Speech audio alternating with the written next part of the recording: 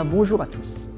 Alors, évidemment, quand je suis dans la merde et que je persiste, ça peut poser des problèmes. Alors bien sûr, je ne pouvais pas m'empêcher de faire une vidéo sur la symbolique de cette phrase présidentielle, je vais emmerder les gens, enfin bon, vous connaissez la suite. Et je me suis dit, il y a quand même une symbolique qu'il faut regarder. Qu'est-ce que c'est que la symbolique d'être dans la merde et de vouloir emmerder les autres? Parce qu'en fait, on va se rendre compte que c'est la même face du miroir, c'est-à-dire que quand on veut emmerder les autres, c'est que soi-même, on se sent dans la merde. Mais ça, vous avez tous compris que ce qui sort de notre bouche, c'est effectivement notre inconscient qui parle. Et donc, voilà. La symbolique de la saleté, de la souillure dans les excréments, hein, dans le côlon et le rectum, voilà. Donc on est en plein dans le caca, quoi. Et bon, c'est une étape bien connue de la construction de la psyché, puisque la psychanalyse en parle beaucoup. Mais ce qui est intéressant là, c'est de voir cette symbolique au filtre de la parole présidentielle, c'est-à-dire qu'est-ce que ça signifie dans la bouche d'un président de la République, c'est-à-dire du représentant de la France. Et on a déjà parlé, enfin moi j'ai déjà beaucoup parlé du principe du bouc émissaire. Je vous remercie d'ailleurs beaucoup de faire circuler cette vidéo parce qu'elle est très importante en ce moment.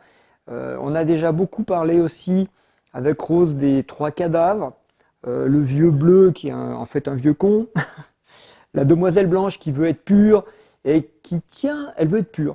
Ah, c'est peut-être elle qui parle, là, quand elle parle de merde, d'emmerder. L'inverse de la pureté, c'est la saleté. Donc là, on est peut-être dans la demoiselle blanche qui cherche à salir les autres pour s'innocenter soi-même, c'est-à-dire moi, je lave plus blanc puisque les autres, ce sont eux qui sont sales, qui sont dans la merde. Bon. Et puis, on est bien obligé de descendre sur le 3e cadavre, celui qu'on appelle le cadavre sanglant, celui qui est dans l'instinctivo-moteur, dans la zone sexuelle, parce que la parole présidentielle a dit « je les emmerderai jusqu'au bout ». Ah, jusqu'au bout, là, c'est la connotation sexuelle. Il y a quelque chose qui veut aller au conflit, il y a quelque chose qui veut se battre. Donc, effectivement, tout le monde aura compris qu'il y a derrière une intention d'en découdre pour sauver la face. Sauver la face, c'est la demoiselle blanche. Et à 3 mois des élections, effectivement, on joue nos dernières cartes. Et il y a plein de commentateurs qui en ont déjà parlé, c'est pas très très intéressant parce que c'est de la politique. Mais justement, la politique, ils aiment bien ce genre de choses, ils aiment bien aller montrer leur biceps de cette manière-là. Et c'est juste que nous, il ne faut pas qu'on soit dupes.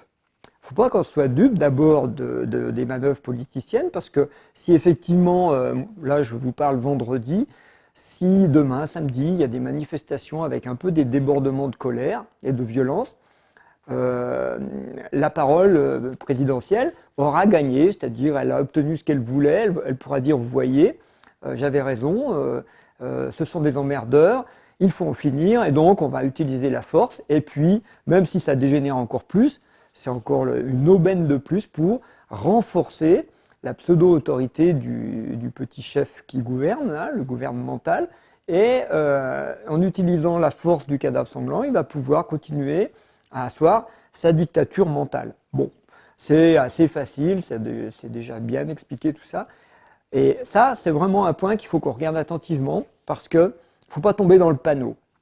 Il ne faut pas tomber dans le panneau de la souillure, de se sentir sali par la demoiselle blanche, et de vouloir en venir aux mains, ça c'est le cadavre sanglant. Parce que vous aurez remarqué que du coup, on ne parle plus de celui-là, de ce mental menteur, de ce vieux bleu qui raconte des conneries depuis 2 ans de politique sanitaire, qui s'est complètement fourvoyé, parce qu'actuellement on arrive à paralyser le pays avec une épidémie qui n'existe même pas, c'est-à-dire qui fait quelques rhumes mais qui ne remplit pas les hôpitaux, et on arrive à paralyser l'école, les entreprises. Moi j'ai vu par exemple des gens qui étaient arrêtés 15 jours alors qu'ils étaient en bonne santé, juste parce qu'ils étaient contacts. C'est la folie. Et là, on voit bien que tout ça, c'est fou, mais du coup, en détournant l'attention sur la demoiselle blanche, en salissant les autres, et après sur le cadavre sanglant, en mettant un peu du conflit dans le pays, eh bien, on va échapper au jugement de ce mental. Et il faut quand même regarder tout ça attentivement. Ça, c'est une première symbolique que je voulais exposer pour voir que cette parole, elle induit tout ça. Mais en énergétique chinoise, le côlon, le siège, l'endroit où il y a la merde, justement, on dit le siège d'ailleurs, ça m'a échappé, mais c'est bien vu, c'est relié au poumon. Le poumon, c'est le siège justement de la couleur blanc, alors que le côlon c'est noir, c'est très intéressant. Et ce blanc, c'est la couleur de l'innocence. C'est au poumon qu'il y a la partie la plus terrestre de l'âme, la partie qui permet de juger du bien et du mal. Et ce poumon, on dirait bien qu'en ce moment, il a des problèmes. Pourquoi? Parce qu'il y a ce virus qui attaque le poumon, les défenses immunitaires, c'est encore le siège du poumon, la fonction du poumon, et le fait qu'on évoque la merde, être dans la merde, ça veut dire qu'on n'arrive pas à se sortir d'une situation.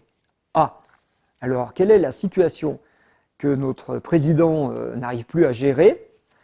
Eh bien, ça va être très intéressant de regarder parce que ça va tous nous concerner. Et on va pouvoir voir grâce à ça, grâce à cette anecdote, la symbolique de toute la population française et peut-être même de la population mondiale. Nous n'arrivons pas à gérer une situation. Nous sommes dans une impasse. Quand on ne voit pas le bout du tunnel, ça ressemble beaucoup justement à évacuer la merde, justement. C'est qu'on arrive au bout d'un truc et de dire on ira jusqu'au bout, ça veut dire on aimerait bien voir le bout la fin de ce fameux tunnel. Et le poumon va nous montrer cette symbolique-là parce que c'est le symbole de réussir à faire des deuils. Le poumon nous permet de pleurer, de faire des deuils. En ce moment, nous sommes dans une impasse, nous ne voyons pas le bout, nous ne savons pas comment ça va se terminer, tout le monde est à cran parce que nous sommes dans une situation dont nous ne savons pas comment nous en sortir. Et le président, comme tous les politiques, sont exactement dans la même situation. Alors non seulement ils ont peur, parce qu'en plus ils prennent des décisions qui peuvent leur valoir de perdre des élections, c'est rien, mais peut-être des jugements, peut-être un jour, parce qu'il y a des menaces là-dessus. Et surtout, il y a une incapacité, mais une incapacité gravissime à gérer des situations, somme toute, assez classiques, de manière rationnelle. C'est comme si, on l'a déjà dit aussi, il y avait une sorte de maladie mentale qui empêchait la raison raisonnable d'être là. C'est le vieux bleu. Et nous ne voyons pas comment nous en sortir. Il y a un monde qui est en train de s'effondrer et on est en train d'accélérer pour aller droit dans le mur. Ça s'appelle « Je suis dans la merde et j'irai jusqu'au bout ». C'est suicidaire. C'est-à-dire que notre parole présidentielle là, est en train de nous montrer que celui qui dirige le pays est suicidaire. Et en regardant ça, il faut qu'on voit, nous, le public, là, les citoyens, que nous sommes exactement dans la même situation. Nous nous sentons dans une impuissance totale à maîtriser quoi que ce soit. Le mental a cru faire le malin en disant « je vais maîtriser le virus, je vais confiner les gens, ça va arrêter le virus », ça ne l'a pas arrêté. On va mettre des masques, ça ne l'a pas arrêté. On va mettre des distances, ça ne l'a pas arrêté. On va interdire les restaurants, les boîtes, etc. Ça ne l'a pas arrêté. On va se lutter contre, ça ne l'a pas arrêté. On va accuser les non-vaccinés, ça ne l'a pas arrêté, etc. etc. C'est-à-dire que nous sommes tous dans une impuissance totale de ceux qui dirigent. Et puis maintenant, mettons-nous dans ceux qui sont dirigés. Une impuissance totale.